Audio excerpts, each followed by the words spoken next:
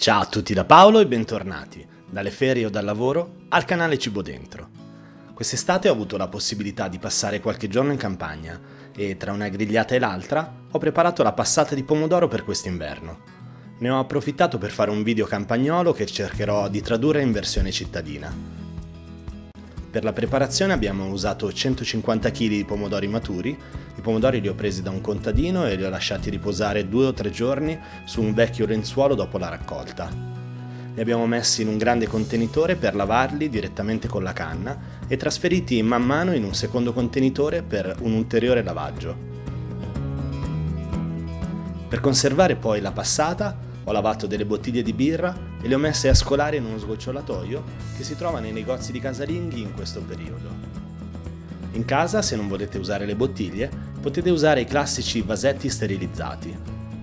Poi quello che bisogna fare è dividere i pomodori in 2 o in 4 a seconda della loro grandezza ed eliminare le parti non buone. Li dividiamo per facilitare il lavoro di spremitura. Noi abbiamo usato un attrezzo artigianale costruito da un amico collegato con un trapano, ma in commercio esistono dei macchinari per uso familiare molto comodi che costano anche meno di 100 euro. Se non dovete fare tantissimi pomodori o se avete un po' più di tempo, potete usare però anche semplicemente il passaverdure. Si fa un po' più di fatica, ma si fa lo stesso. In entrambi i casi otteniamo la polpa del pomodoro separata dalle bucce e dai semi.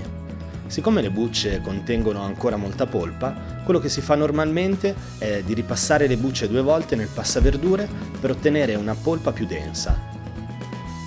Fatta la passata, mescolatela per avere un composto il più omogeneo possibile e con l'aiuto di un imbuto trasferitela nei vasetti da conserva o nelle bottiglie.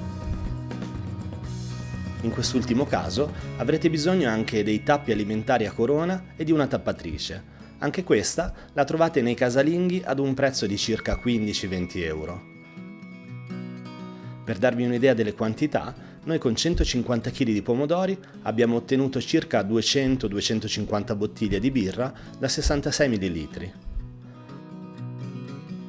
L'ultima operazione da fare è quella di sterilizzare le bottiglie e i vasetti e contemporaneamente di bloccare la fermentazione della passata.